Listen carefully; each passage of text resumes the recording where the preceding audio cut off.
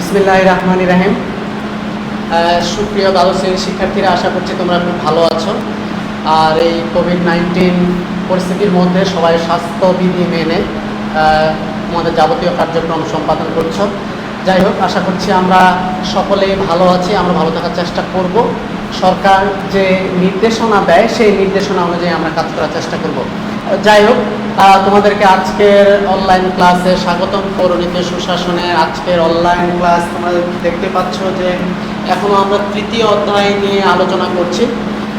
তৃতীয় অধ্যায়টা খুবই গুরুত্বপূর্ণ, কারণ এখানে মূল্যবোধ রয়েছে, আইন রয়েছে, স্বাধীনতা রয়েছে, সাম্য রয়েছে, আর এখান থেকে অনেক প্রশ্ন আসবে। আর যেহেতু পুনর্বিন্যাসকৃত সিলেবাসের উপর তোমাদের পরীক্ষা হবে, সুতরাং এই অধ্যায়টা রয়েছে, আর এই অধ্যায়টা খুবই গুরুত্বপূর্ণ। যাই হোক, আরেকটা বিষয় যেটা হচ্ছে, তোমরা সকলে অ্যাসাইনমেন্ট জমা দিচ্ছ। আশা করছি তোমরা সকলে খুব ভালো মতো একদম নির্দেশনা অনুসারে প্রত্যেকটা বিষয় পুঙ্খানুপুঙ্খভাবে লিখে আমাদের কাছে জমা দিচ্ছ, এবং আমরা সঠিকভাবে মূল্যায়ন করেই তোমাদের জন্য যেটা হচ্ছে যে মূল্যায়ন করে নাম্বার আমরা জমা দিব। আশা করছি তোমরা সকলেই ভালো মতো লিখবা, অ্যাট্রাক্টিভ করবা, সকল বিষয়গুলো পুঙ্খানুপুঙ্খভাবে লিখবে, এবং যেভাবে নির্দেশনা দেওয়া আছে চারপাশে মার্জিন, তোমরা সবুজ কালি অন্যান্য কালি ব্যবহার করতে পারো, তবে গোলাপি লাল কালি ব্যবহার করা যাবে না। আর সময় মতো অবশ্যই অ্যাসাইনমেন্টগুলো জমা দিবে যে নির্দেশনা দেওয়া থাকবে। তবে এই গতকাল পর্যন্ত আমাদের কঠোর লকডাউন ছিল, এই কারণে অনেকে জমা দিতে পারোনি। তোমরা এখনও আজকে বা কালকে জমা দিলেও কোনো সমস্যা নেই। যাই হোক, তো আশা করছি সবাই তোমাদের অ্যাসাইনমেন্টগুলো সঠিকভাবে ভালোভাবে সম্পাদন করে আমাদের কাছে জমা দেবে, এবং আমরাও ইনশাল্লাহ ভালোভাবে মূল্যায়ন করে তোমাদের নাম্বারগুলো পাঠিয়ে দেব। যাক, এবার আমরা পড়াশোনায় ফিরে আসি। গতদিনে আমরা আইন কি, আইনের সংজ্ঞা, তারপর হচ্ছে আইনের বিভিন্ন উৎপত্তি, কোথা থেকে আইনগুলো আসতে পারে বা আইনের ভিত্তিগুলো কি, এগুলো আমরা আলোচনা করেছিলাম। আজকে আমরা দেখব যে আরও অনেক বিভিন্ন রকম আইন হতে পারে। যেহেতু আমরা একটা আধুনিক বিশ্বে বসবাস করি, তো আধুনিক বিশ্বে বসবাস করার নিমিত্তে দেখা যায় যে অনেক রকম আইনের প্রয়োজন হয়। একটা দেশের সাথে আরেকটা দেশের সম্পর্ক, ব্যক্তির সাথে ব্যক্তির সম্পর্ক, সরকারের সাথে ব্যক্তির সম্পর্ক, তারপরে সরকারের সাথে বিভিন্ন প্রতিষ্ঠানের সম্পর্ক, প্রতিষ্ঠানের সাথে বিভিন্ন প্রতিষ্ঠানগুলোর সম্পর্ক, বা আন্তর্জাতিক বিশ্বে বিভিন্ন বাণিজ্য করার ক্ষেত্রে সম্পর্কটা কেমন হবে, আইনগুলো কেমন হবে, যুদ্ধ সংক্রান্ত আইনগুলো কেমন হবে, তারপর অন্যান্য বিভিন্ন বিষয়ে আসলে আমাদের বর্তমান বিশ্বে যে কোনো কাজ করার নিমিত্তে বা পিছনে কিন্তু বিভিন্ন আইন রয়েছে। সে আইনের ভিত্তিতে আমাদের সকলকে কাজ করতে হয়, আর আইন ভঙ্গ করলে অবশ্যই সেটা জাতীয়ভাবে আন্তর্জাতিকভাবে সেটা ভঙ্গের শাস্তির এখানে ব্যবস্থা রয়েছে, বিধান রয়েছে। যাই হোক, তো আমাদের এই আইনগুলো জানা খুবই প্রয়োজন, কারণ যেহেতু তোমরা এইচএসসি স্টুডেন্ট বা ছাত্রছাত্রী শিক্ষার্থী, তোমাদেরকে প্রাথমিক ধারণাটা দেওয়া দরকার বা তোমাদের জানা দরকার। এই কারণে এই অধ্যায়ে এই বিভিন্ন আইন বিষয়ে, বিভিন্ন আধুনিক রাজনৈতিক আইন বিষয়ে ধারণা দেওয়া হয়েছে, তাই আমাদের এগুলো জানা দরকার এবং ভালো মতো জানা দরকার। যাই হোক, তো আমরা এখানে দেখতেই পাচ্ছি যে আধুনিক রাজনৈতিক আইনের দুইটা অংশ রয়েছে, একটা হচ্ছে জাতীয় আইন, আরেকটা হচ্ছে আন্তর্জাতিক আইন। জাতীয় বুঝতে পারছি যে আমাদের দেশের অভ্যন্তরে যে আইনগুলো প্রযোজ্য বা দেশের অভ্যন্তরে যে আইনগুলো কার্যকর, সেগুলো হচ্ছে জাতীয় আইন বা জাতীয় সরকার। আমাদের সরকার আমাদের দেশের রাষ্ট্রের কল্যাণের জন্য, জনগণের জন্য, তাদের রাষ্ট্র পরিচালনার জন্য, সরকারের শাসন কার্য পরিচালনার জন্য যে আইনগুলো করে, সেগুলো হচ্ছে সবগুলো হচ্ছে জাতীয় আইন। আর এর বাইরে হচ্ছে এক রাষ্ট্রের সাথে আরেক রাষ্ট্রের সম্পর্ক ভিত্তিতে কীভাবে সম্পর্কগুলো নিরূপণ হবে, কীভাবে আন্তর্জাতিক পরিবেশে আমরা একে অপরের সাথে সম্পর্ক বজায় রেখে চলবো, এই জন্য বিভিন্ন যে আইনগুলো রয়েছে সেগুলো হচ্ছে আন্তর্জাতিক আইন। যাই হোক, আবার এই জাতীয় আইন আর আন্তর্জাতিক আইনের আবার অনেকগুলো ভাগ রয়েছে। ভাগগুলো আমরা দেখতে পাচ্ছি, তোমরাও দেখতে পাচ্ছ। এই যে জাতীয় আইন, জাতীয় আইনের অনেকগুলো প্রথমত দুই প্রকার আইন রয়েছে, একটা হচ্ছে সরকারি আইন, আরেকটা হচ্ছে বেসরকারি আইন। আবার সরকারি আইন তিন ভাগে বিভক্ত: শাসনতান্ত্রিক আইন, প্রশাসনিক আইন, ফৌজদারি আইন। আবার শাসনতান্ত্রিক আইন দুই ভাগে বিভক্ত, একটা হচ্ছে লিখিত আইন, আরেকটা হচ্ছে অলিখিত আইন। শাসনতান্ত্রিক আইনটা মূলত আমরা হচ্ছে, যদি আমরা বলি যে সাংবিধানিক আইন। এটা আমি লিখি নাই, তবে সেটা হচ্ছে শাসনতান্ত্রিক বা শাসন সংক্রান্ত আইন বা সাংবিধানিক আইন। যাই হোক, এগুলো এই প্রশ্ন হয়েছে। এখন যদি আমরা দেখি যে আন্তর্জাতিক আইন, আন্তর্জাতিক আইনও দুই ভাগে বিভক্ত। একটা হচ্ছে ব্যক্তি কেন্দ্রিক আন্তর্জাতিক আইন, আর একটা হচ্ছে সরকারি আন্তর্জাতিক আইন। আবার সরকারি আন্তর্জাতিক আইনটা আবার তিন ভাগে বিভক্ত। একটা হচ্ছে শাস্তি, একটা যুদ্ধ, আর একটা হচ্ছে নিরপেক্ষতা। আমি আগে বলেছি যে আমাদের পৃথিবীতে বসবাস করার নিমিত্তে দেশে এবং দেশের বাইরে বসবাস করার জন্য যে নিয়ম নীতি শৃঙ্খলার মধ্যে আবদ্ধ রেখে আমাদেরকে নিয়ন্ত্রণ করা হয় বা আমরা নিয়ন্ত্রিত হই, বা আমরা যেগুলোর মধ্যে থেকে আমাদের যাবতীয় কর্মকাণ্ড কার্যাবলী সম্পাদন করতে চাই, সেগুলোই কিন্তু মূলত আইন। যাই হোক, এই আইনগুলো আমাদের খুবই খুবই প্রযোজ্য আমাদের ব্যক্তি জীবনে, আন্তর্জাতিক জীবনে, জাতীয় জীবনে এটা প্রয়োজন। এখন এই আইনগুলো কি আমরা একটা প্রাথমিক ধারণা লাভ করার চেষ্টা করব। দেখা যাক, প্রথমে আমরা আসি যে জাতীয় আইনের ক্ষেত্রে। জাতীয় আইন রয়েছে সরকারি আইন আর বেসরকারি আইন। সরকারি আইন তো বিভিন্নভাবে ভাগ করে দেওয়াই আছে, আর বেসরকারি আইনটা দেওয়া নাই। সরকারি আইন মানে হচ্ছে, প্রথমে বলেছি যে সাংবিধানিক আইন বা শাসনতান্ত্রিক আইন। আর সেই এখন যদি আমরা বলি স্বাভাবিকভাবেই যে একটা রাষ্ট্র পরিচালনার জন্যে সরকার বা সরকারকে যেসব আইনগুলোর মুখোমুখি হতে হয়, বা যে আইনগুলোর ভিত্তি করে রাষ্ট্র পরিচালনা করে, বা যে আইনগুলোর ভিত্তি করে সরকার ব্যক্তির সাথে সম্পর্কগুলো নিরূপণ করে বা নির্ধারণ করে, বা যে আইনগুলো খুবই প্রয়োজন ব্যক্তির সাথে সরকারের সম্পর্ক নির্ধারণের ক্ষেত্রে, সেগুলোই হচ্ছে মূলত সরকারি আইন। আর আমরা যদি এবার আসি যে শাসনতান্ত্রিক আইন, প্রশাসনিক আইন, ফৌজদারি আইন, এবার আমরা একটু বিশদ আকারে আসতে পারি যে শাসনতান্ত্রিক আইন যেমন আমাদের বা সাংবিধানিক আইন। সংবিধান আমরা গত ক্লাসে বলেছি রাষ্ট্রের সর্বোচ্চ আইনের নাম হচ্ছে সাংবিধানিক আইন বা সংবিধানের আইন।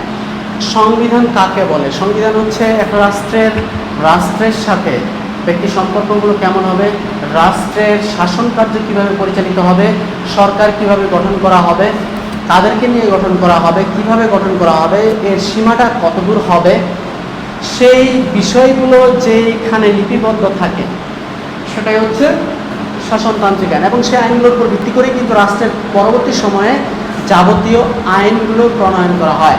মানে হচ্ছে রাষ্ট্র পরিচালনার জন্য বা সরকার পরিচালনার জন্য বা সরকারের সাথে জনগণের সম্পর্কটা কেমন হবে সেগুলো নিরূপণের জন্য যে আইনগুলো রয়েছে সেগুলো কিন্তু মূলত সাংবিধানিক আইন, যাই হোক, বা শাসনতান্ত্রিক আইন বা শাসন সংক্রান্ত আইন, বা সরকার কিভাবে একটা রাষ্ট্র পরিচালিত করবে, শাসন করবে, জনগণকে শাসন করবে, বা সার্বভৌমত্বের যে শক্তি সেটা কীভাবে প্রয়োগ করবে, এই বিষয়গুলো যেখানে দেওয়া থাকে সেটাই হচ্ছে শাসনতান্ত্রিক আইন।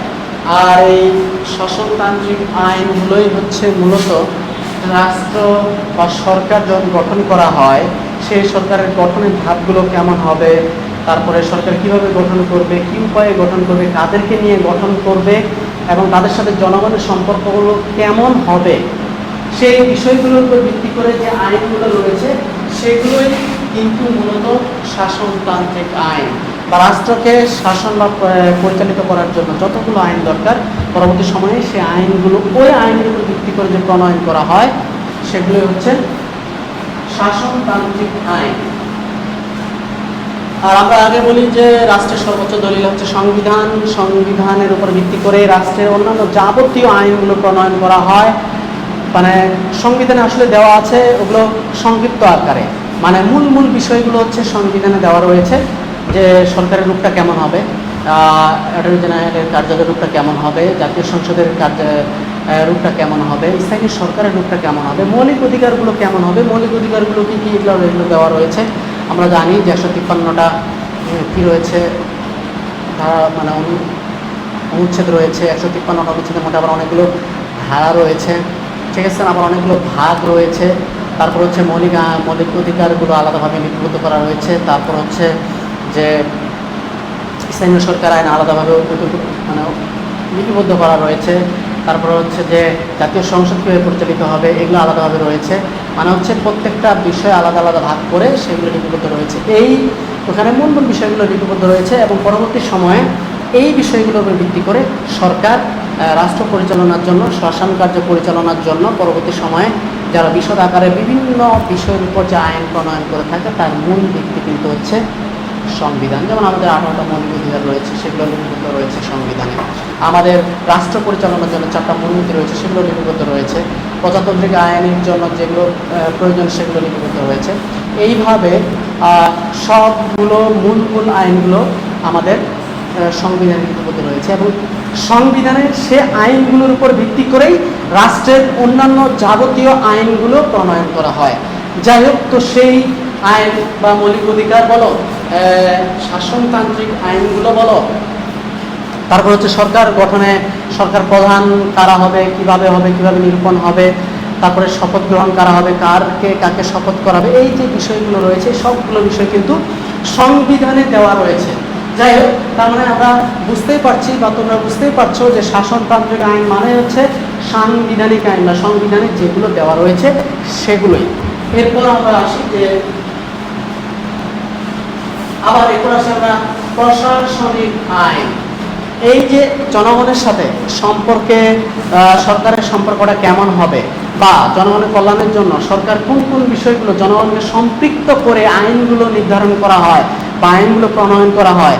তারপর হচ্ছে এই যে সরকার পরিচালনার জন্য একটা সামগ্রিক আমরা যে বিভাগ রয়েছে, জেলা রয়েছে, উপজেলা রয়েছে, স্থানীয় পর্যায়ে সরকার রয়েছে, তারপর হচ্ছে জেলা প্রশাসন বা সামগ্রিক প্রশাসনিক কার্যাবলী পরিচালনার জন্য যতগুলো আইন প্রণয়ন করা হয় এবং সেখানে অবশ্যই রাষ্ট্রের জনগণ সম্পৃক্ত থাকবে এবং সে আইনগুলোর সাথে রাষ্ট্রের জনগণ কিভাবে সম্পৃক্ত হবে, জনগণ সেখানে কিভাবে অংশগ্রহণ করবে, তারপরে সে অংশগ্রহণের ফলাফলগুলো কেমনটা হতে পারে, তারপরে যেমন তথ্য অধিকার আইন, জনগণ কিভাবে তথ্য সম্পর্কে জানতে পারবে, কিভাবে সেখানে আবেদন করতে পারবে এবং প্রশাসনিক কাজে সম্পৃক্ত যে কর্মকর্তা কর্মচারীরা রয়েছে তারা কিভাবে সাড়া দিবে, সাড়া প্রদান করার পরে ফলাফলগুলো কেমন হবে, যদি সাড়া না দেয় জনগণ কি ব্যবস্থা নিতে পারবে।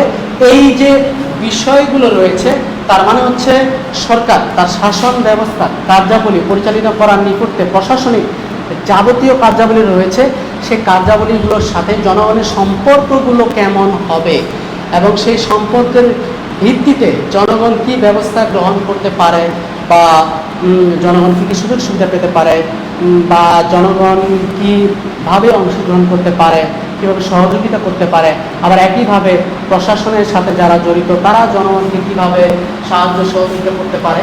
এই যে সামগ্রিক যে বিষয়গুলো, সামগ্রিক যে আইন যেখানে লিপিবদ্ধ করা রয়েছে বা আইনগুলো প্রণয়ন করা হয়েছে বা নীতিগুলো প্রণয়ন করা হয়েছে সেগুলোকেই মূলত প্রশাসনিক আইন বলে।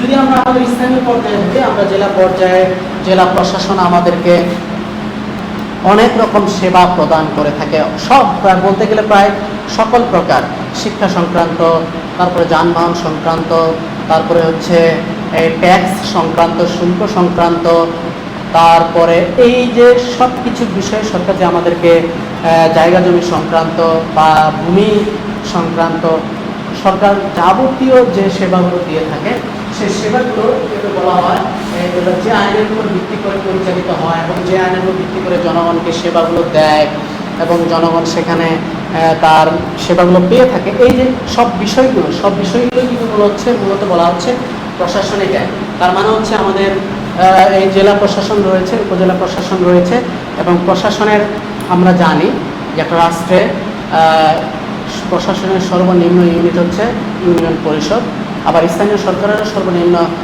অবস্থা হচ্ছে ইউনিয়ন পরিষদ। স্থানীয় সরকার ইউনিয়ন পরিষদ পর্যন্ত প্রশাসন সংক্রান্ত যাবতীয় কার্যাবলী বা সেবা যে সংক্রান্ত আইনের মাধ্যমে পরিচালিত হয় সেগুলোই হচ্ছে মূলত প্রশাসনিক আইন। তার মানে হচ্ছে সরকার রাষ্ট্র পরিচালনার জন্য শাসন সংক্রান্ত যাবতীয় আইন রয়েছে সেই আইনগুলোর উপর ভিত্তি করে সরকারের সাথে জনগণের যে সম্পর্কটা নিরূপণ করা হয়, যে ফলাফলটা উত্থাপিত হয় বা উপস্থাপন করা হয় এবং জনগণ এই আইন থেকে যে সেবা পেয়ে থাকে সবগুলোকে মূলত বলা হয় প্রশাসনিক আইন। তার মানে হচ্ছে যে সরকারের সাথে জনগণের সম্পর্ক যেহেতু অবিচ্ছেদ্য, সরকার যেহেতু জনগণকে যাবতীয় সেবা প্রদান করার জন্যই তো মূলত সরকার রয়েছে।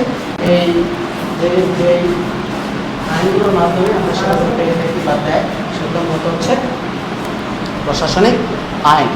যাই হোক, তারপর যদি আমরা আসি যে ফৌজদারি আইন, ফৌজদারি আইনটা কিন্তু অপরাধ সংক্রান্ত বা অপরাধ সম্পর্কিত যাবতীয় যে আইন রয়েছে, তার মানে হচ্ছে ফৌজদারি হচ্ছে যে আইন শৃঙ্খলা রক্ষা করার জন্য যে আইনগুলো রয়েছে, তারপরে কোনো দণ্ড আরোপ করার জন্য যে আইনগুলো রয়েছে, তারপরে মানুষের জানমালের ক্ষতি করার জন্য বা ক্ষতি করার পরবর্তীতে এগুলো নিয়ন্ত্রণ করার জন্য বা জনগণকে সেবা দেওয়ার জন্য বা জনগণের বিচার নিশ্চিত করার জন্য বা যারা অপরাধী তাদের শাস্তি নিশ্চিত করার জন্য যে আইনগুলো রয়েছে সেগুলো ফৌজদারি আইন। মূলত বুঝতে পারছো যে অপরাধ সংক্রান্ত, জনগণের ক্ষতি সংক্রান্ত, জানমালের ক্ষতি সংক্রান্ত, আইন শৃঙ্খলা রক্ষা ব্যাহত সংক্রান্ত বা রক্ষা ভঙ্গকারী সংক্রান্ত যাবতীয় আইন রয়েছে সেগুলোই কিন্তু মূলত হচ্ছে ফৌজদারি আইন। তাহলে শিক্ষার্থীরা তোমরা বুঝতে পারছো যে ফৌজদারি আইনগুলো কি। এই যে চুরি, ডাকাত, রাহাজানি, প্রতারণা, ঠকানো, তারপরে জানমালের ক্ষতি করা, এগুলো সবগুলোই হচ্ছে হত্যা করা, সবগুলো মূলত হচ্ছে ফৌজদারি আইন। এই ফৌজদারি আইনের উপর ভিত্তি করে বিচারকরা যে রায় দেয় বা জনগণ যে রায় পায় সেটাও কিন্তু একটা ফৌজদারি আইনের অন্তর্ভুক্ত। যে কোনো একটা স্বাভাবিক কার্যক্রম ব্যাহত হওয়ার ফলে তার জন্য যে আইনটা রয়েছে এবং তার জন্য যে শাস্তির বিধানটা রয়েছে সেটা যদি প্রমাণিত হয় তাহলে সে ফৌজদারি অপরাধে অপরাধী এবং তার জন্য যে শাস্তিটা বরাদ্দ রাখা হয়েছে সেটাই সে পাবে। যাই হোক, তাহলে তোমরা বুঝতে পারছো সরকারি আইন রয়েছে 3 প্রকার: শাসনতান্ত্রিক আইন, ফৌজদারি আইন, আরেকটা হচ্ছে প্রশাসনিক আইন। এই 3টা আইনের উপর ভিত্তি করে মূলত সরকারি আইনগুলো পরিচালিত হয়। আর এই আসলে যত আইনই করা হয় না কেন সেটা হচ্ছে মানুষের আচরণ সংক্রান্ত, নিয়ন্ত্রণ সংক্রান্ত বিষয়গুলোই হচ্ছে আইন। যাই হোক, এবার আমরা আসি পরবর্তী যে বিষয়টা হচ্ছে শাসনতান্ত্রিক আইনের আবার 2টো ভাগ রয়েছে, একটা হচ্ছে লিখিত আইন আর একটা হচ্ছে অলিখিত আইন। এটা যদি আমি সহজভাবে বলি যে সংবিধান অনেক দেশে লিখিত রয়েছে, অনেক দেশে অলিখিত রয়েছে, আবার অনেক দেশে দুটোই রয়েছে। সরি, দুঃখিত। যেমন আমি বাংলাদেশের ক্ষেত্রে যদি আমরা ধরি যে আমাদের সংবিধান কিন্তু লিখিত, তার মানে হচ্ছে আমাদের সাংবিধানিক আইনটা হচ্ছে টোটালটাই লিখিত আইন, এখানে কোনো অলিখিত আইন নাই। আবার ইংল্যান্ডে কিন্তু লিখিত অলিখিত রয়েছে, কারণ এখানে অনেকগুলো কথা রয়েছে যে কথাগুলো হাজার হাজার বছর ধরে চলে আসছে, যেগুলো জনগণ মানে, রাজনৈতিকভাবে সকলে মেনে চলে। এইগুলো হচ্ছে প্রথা। যদি আমরা সহজ প্রথার কথা বলি যে স্বাভাবিকভাবে জাতীয় সংসদে বা পার্লামেন্টের সংখ্যাগরিষ্ঠ দলের নেতাই হচ্ছে মূলত পার্লামেন্টারি নেতা, এরকম আর কি।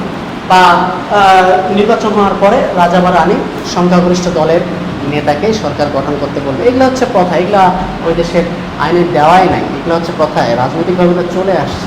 ঠিক আছে, এই আর কি, এটা কথা। তার মানে হচ্ছে যে লিখিত আইন অলিখিত আইন দুটোই হতে পারে। তার মধ্যে বাংলাদেশটা হচ্ছে, বাংলাদেশ সংবিধান হচ্ছে লিখিত আইনের উপর ভিত্তি করে টোটালটাই লিখিত। আবার ইংল্যান্ড যেটা বললাম লিখিত অলিখিত।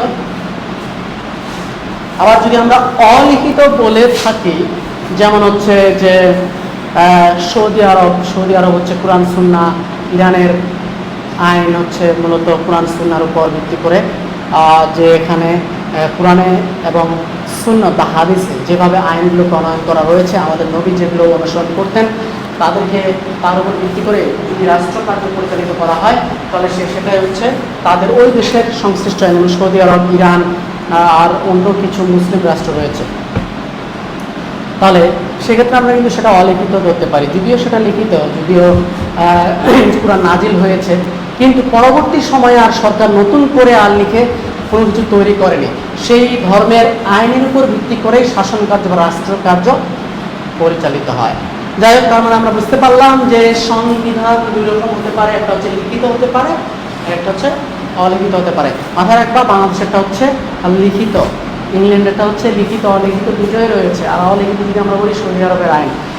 যদিও বর্তমান সময়ে কিছু কিছু ক্ষেত্রে সরকার অনেকগুলো জটিল পরিস্থিতি যখন মুখোমুখি হয় তখন অনেক সময় এখন আইন প্রণয়ন করার চেষ্টা করছে, তবে সেটাও কিন্তু ওই ধর্মীয় মূল আইনের উপর ভিত্তি করে। যাই হোক, তার মানে বুঝতে পারছো যে একটা দেশের অভ্যন্তরে যা কিছু ঘটছে, আমরা যে সীমারেখার মধ্যে রয়েছি তার সব কিছু কিন্তু আইনের মাধ্যমেই নিয়ন্ত্রণ করা হয়। যাই হোক, এবার যদি আমরা দেখি, আমরা কিন্তু জাতীয় আইন মূলত মোটামুটি বুঝতে পারলাম যেগুলো হচ্ছে জাতীয় আইন। এরপর আমরা আসি অজাতীয় আইন, এখনো শেষ হয়নি, বেসরকারি আইনটা রয়েছে। তো সরকারি আইনের বাইরে স্বাভাবিকভাবে বেসরকারি অনেক কার্যক্রম আমাদের রাষ্ট্রে পরিচালিত হয়। যেমন ধরো একটা বেসরকারি যে কোনো একটা অফিস, তুমি একটা বা কেউ যদি ব্যবসা করে বা একটা প্রতিষ্ঠান খোলা হয়, অফিস তার যাবতীয় কার্যাবলী নির্ধারণ করে। সে যদি তার নিজস্ব অফিসের জন্য, নিজস্ব প্রতিষ্ঠানের জন্য যদি কোনো আইন প্রণয়ন করে, সে আইনগুলো তার অফিসের যাবতীয় কার্যাবলী সম্পাদনার ক্ষেত্রে সেগুলোকে মেনে চলা হয়। সে আইনের এমপ্লয়ি বা যারা কর্মসংস্থানে জড়িত রয়েছে বা যারা কর্মকর্তা কর্মচারী রয়েছে, যদি সে আইনগুলো মেনে চলে তাহলে সেগুলোই হচ্ছে কিন্তু মূলত বেসরকারি আইন। মানে হচ্ছে সরকারি আইনের বাইরে, সরকারি প্রতিষ্ঠানের বাইরে, সরকারি কার্যক্রমের বাইরে অন্যান্য তো আমাদের দেশে স্বাভাবিকভাবে অন্যান্য অনেক কার্যক্রম চলে। তো সেই কার্যক্রমগুলো যে আইনের উপর ভিত্তি করে চলে সেগুলোই হচ্ছে বেসরকারি আইন। যাই হোক শিক্ষার্থীরা, তোমরা হয়তো আপাতত এতক্ষণে বুঝতে পেরে গেছো যে সরকারি আইন আর বেসরকারি আইনের মধ্যে মূলত পার্থক্য বা কী। যাই হোক, তো এবার আমরা আসি যে আন্তর্জাতিক আইন। স্বাভাবিকভাবেই আন্তর্জাতিক আইন আমি আগেই বলেছি যে একটা রাষ্ট্রের সাথে, যেহেতু বর্তমান বিশ্বে আমরা কোনো রাষ্ট্র একা স্বয়ং সম্পূর্ণ নয়, একটা রাষ্ট্র আরেকটা রাষ্ট্রের উপরে ওতপ্রোতভাবে জড়িত। এই জড়িত আমরা অনেকভাবে হতে পারে, সেটা সাংস্কৃতিকগত হতে পারে, অর্থনৈতিক হতে পারে, রাজনৈতিক হতে পারে। এই যে সম্পর্কগুলো নির্ধারণ হয় সেগুলো কিন্তু একটা আন্তর্জাতিক পরিমণ্ডলে বিভিন্ন আইন রয়েছে। সে আইনগুলোকে কিন্তু একটা দেশকে বা প্রত্যেকটা দেশকে অনুসরণ করেই একটা রাষ্ট্রে আরেকটা রাষ্ট্রের সাথে সম্পর্কগুলো স্থাপিত হয়। যাই হোক, তো এবার আমরা আসি আন্তর্জাতিক আইন। আন্তর্জাতিক আইনে দুই ভাগ বিভক্ত করা হয়। একটা হচ্ছে ব্যক্তি কেন্দ্রিক আন্তর্জাতিক আইন, আর একটা হচ্ছে সরকারি আন্তর্জাতিক আইন। তো প্রথমে আমরা আসি যে সরকারি আন্তর্জাতিক আইন। আমরা পৃথিবীর ইতিহাসে দেখেছি যে অনেক যুদ্ধ হয়েছে, অনেক দেশ দখল হয়েছে, অনেক দেশ অনেক দেশকে শাসন করেছে, হাজার হাজার বছর ধরে শোষণ করেছে, শাসন করেছে, উপনিবেশ কলোনি স্থাপন করেছে। এগুলো কিন্তু ঘটেছে পৃথিবীতে, এখনও চলছে। তো স্বাভাবিকভাবেই এগুলো পরিচালনা করার জন্য অনেক আইনের প্রয়োজন হয়। এই আইনগুলোই হচ্ছে মূলত আন্তর্জাতিক আইন। আবার অনেক যুদ্ধ হয়েছে, আমরা দেখেছি দুটো বিশ্বযুদ্ধ হয়েছে। আবার এর বাইরে অনেকগুলো যুদ্ধ হয়েছে, দেশের অভ্যন্তরীণ অনেক যুদ্ধ হয়, দেশ দেশে যুদ্ধ হয়। এই কারণে দেখো এখানে মূলত তিন প্রকার সরকারি আন্তর্জাতিক আইন রয়েছে। একটা হচ্ছে শাস্তি সংক্রান্ত, একটা হচ্ছে যুদ্ধ সংক্রান্ত, আর একটা হচ্ছে নিরপেক্ষতা সংক্রান্ত। শাস্তি সংক্রান্ত আইনটা আমরা কি বলতে পারি? তো আমরা আগে বলেছি যে একটা রাষ্ট্রের সাথে আরেকটা রাষ্ট্রের যে সম্পর্ক স্থাপিত হয় সেটা আন্তর্জাতিক আইন। এখন কোনো দেশ যদি ইচ্ছাকৃতভাবে আন্তর্জাতিক আইন ভঙ্গ করে, তো স্বাভাবিকভাবে আন্তর্জাতিক আমরা অনেকগুলো পৃথিবীতে প্রতিষ্ঠান রয়েছে, যেমন জাতিসংঘ রয়েছে। আর আমরা পৃথিবীতে 195টা স্বাধীন রাষ্ট্রের মধ্যে 193টা দেশেই জাতিসংঘের সাথে সম্পৃক্ত। তো স্বাভাবিকভাবে জাতিসংঘের পরিচালনা করার জন্য, রাষ্ট্রকে এগুলোকে নিয়ন্ত্রণ করার জন্য বা রাষ্ট্রের সম্পর্ক স্থাপন করার জন্য অনেকগুলো আইন রয়েছে। তো কোনো রাষ্ট্র যদি কোনো আইন ভঙ্গ করে স্বাভাবিকভাবে তাকে শাস্তি পেতে হবে, তাই না? একটা রাষ্ট্রের সাথে একটা রাষ্ট্রের বিভিন্ন সম্পর্ক থাকতে পারে। আমি বললাম অর্থনৈতিক সম্পর্ক, আর অর্থনৈতিক সম্পর্কটাই মূলত বিশ্বে হচ্ছে এখন হচ্ছে প্রধান। তো কোনো দেশ যদি কোনো দেশের সাথে অর্থনৈতিক সম্পর্কের ক্ষেত্রে কোনো আইন ভঙ্গ করে স্বাভাবিকভাবে তাকে শাস্তি প্রদান করবে। আমাদের যে আন্তর্জাতিক অপরাধ আদালত রয়েছে, তাই না, আন্তর্জাতিক বিভিন্ন আইন সংক্রান্ত প্রতিষ্ঠান রয়েছে, সেই প্রতিষ্ঠানগুলো কিন্তু এই আন্তর্জাতিক আইন নিষ্পত্তির ক্ষেত্রে কাজ করে। আমরা দেখেছি যে ওয়ার্ল্ড ব্যাংকেরও একটা শাস্তি সংক্রান্ত বা কোনো বিরোধ সংক্রান্ত কিন্তু একটা ইউনিট রয়েছে, এই আর কি। তো যাই হোক, সরকারি আন্তর্জাতিক আইনের মধ্যে যদি কোনো দেশ কোনো কিছু ভঙ্গ করে বা কোনো প্রতিষ্ঠানগুলো হচ্ছে ভঙ্গ করে আন্তর্জাতিক প্রতিষ্ঠান, তাহলে তাকে শাস্তি প্রদান করার জন্য যে আন্তর্জাতিক আইনগুলো রয়েছে সেগুলো হচ্ছে শাস্তি সংক্রান্ত আন্তর্জাতিক আইন।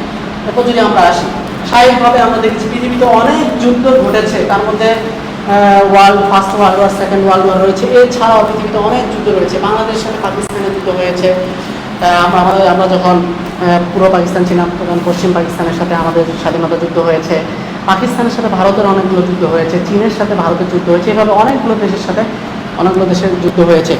এই যুদ্ধ করার ক্ষেত্রেও যদি কেউ বন্দী ধরা পড়ে বা শাস্তি দেওয়ার ক্ষেত্রে কোনো আন্তর্জাতিক কোনো যুদ্ধবন্দী ধরা পড়ে, কোনো জনগণ ধরা পড়ে বা জনগণ আটকা পড়ে বা কোনো রাষ্ট্রপ্রধানকে ধরে, সেক্ষেত্রে তাদের সাথে কীরকম আচরণ করা হবে, তাদেরকে কিভাবে বন্দী রাখা হবে, বন্দী রাখা অবস্থায় তাদের সাথে কি আচরণ করা হবে, এগুলোও কিন্তু একটা আন্তর্জাতিক আইন।